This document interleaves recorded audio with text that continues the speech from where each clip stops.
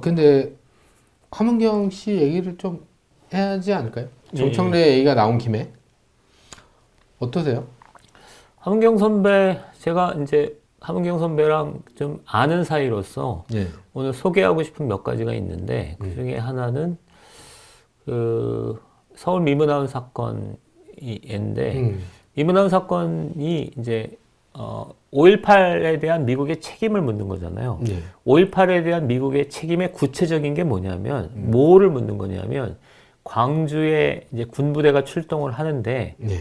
24단 4개 대대가 그 전방에 있다가 박준병 산하의 24단이 들어와요, 광주에. 예.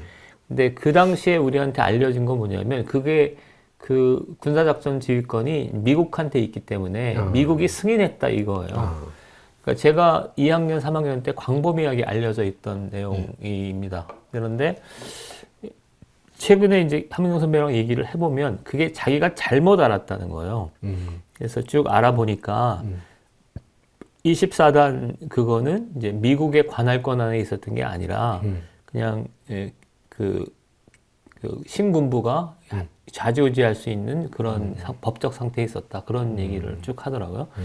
근데 제가 볼 때는 운동권이 그러기가 쉽지 않습니다. 뭐냐면 자기가 옛날에 서울 미문화운 사건이라는 건 뭐 운동권 전체에서 아주 큰 사건 중에 하나거든요. 네.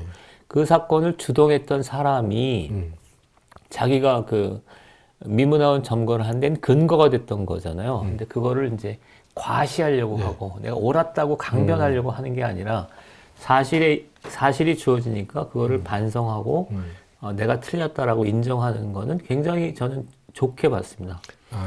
그러니까 과거에 본인이 이제 잘못된 걸 잘못됐다고 얘기했는데 사실은 그게 본인이 잘못 알고 있었다.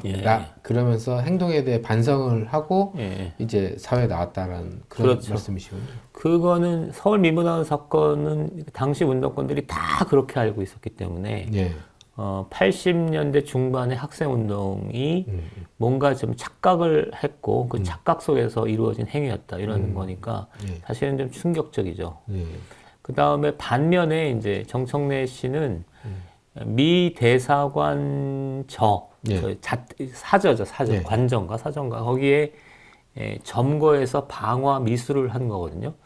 근데 그거를 갖고 최근에 이제 조선일보를 고소하기도 하고 그랬던데 이게 제가 이제 정청래 씨가 쓴 책이 있어요. 거침없이 정청래라는 책이 있는데 그 책에 그 장면이 자세하게 묘사되어 있습니다. 그래요? 무려 8쪽에 걸쳐서 묘사되어 있습니다. 굉장히 문장력이 있나 봐요, 정청래 씨가. 그게 대부분, 그러니까, 픽션이죠, 픽션. 왜 그러냐면, 어떤 40년 전에 있었던 일을 그렇게 기억하기 어렵잖아요. 30년, 34년 전에 있었던 일을, 30년 전에 있었던 일을 그렇게 기억하기 어려우니까, 8쪽에 걸쳐서 그냥 자세하게 묘사를 하는데, 그 간격이 뭐냐면, 대부분, 그러니까 뭐냐면, 뻥이에요, 뻥. 다는 뭐, 대부분 이런 얘기로 가득 차요. 나는 죽을지도 몰라. 미군 애들이 심지어 그 개를 풀어서 우리를 뭐 할지도 몰라.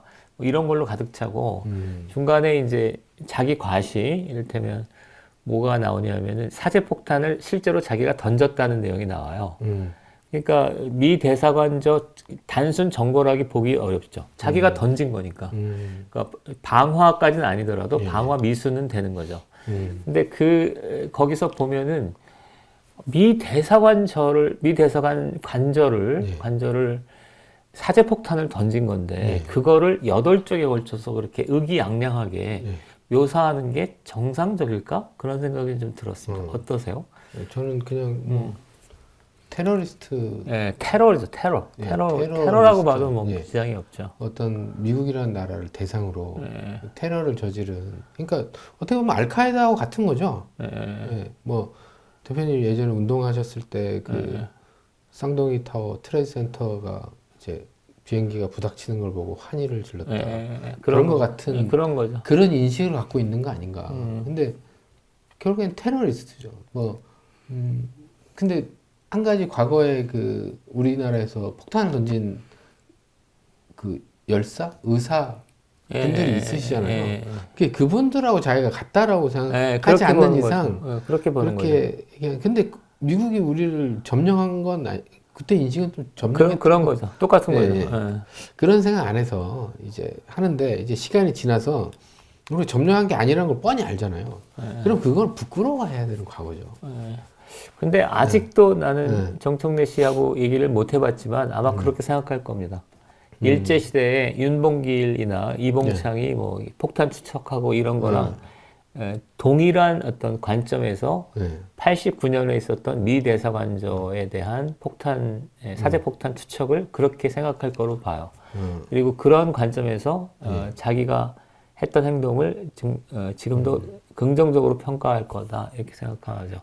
그게 제가 두 사람을 비교했던 거 여러 가지 중에서 중인 거고, 그다음에 인생에 대해서, 그러니까 여기서부터 옳고 그름은 잘 모르겠습니다. 그런데 한 사람은 386의 상징적인 리더로서 그러니까 자기가 했던 행동들을, 그러니까 미 문화원 점거의 근거가 됐던 미국의 책임에 대해서 반성하고 지금은 이제 횟집 사장 또는 민주화운동 동지의 회장으로서 이제 어떤 선거에 나온 거고, 또 한 사람은 이재명의 공천 파동에서 이재명을 386 중에 거의 유일할 것 같은데 강하게 옹호하면서 이재명과 운명을 같이 하겠다라고 하는 스탠스를 갖고 있는 거니까 이 양자의 인생은 선거가 끝나고 올 하반기가 되면 역사가 나름 뭐 평가하지 않을까 이런 생각이 들었습니다. 근데 그 두 사람, 이재명 당대표, 뭐 당대표를 했으니까 역사에 이름이 있을 수도 있겠지만,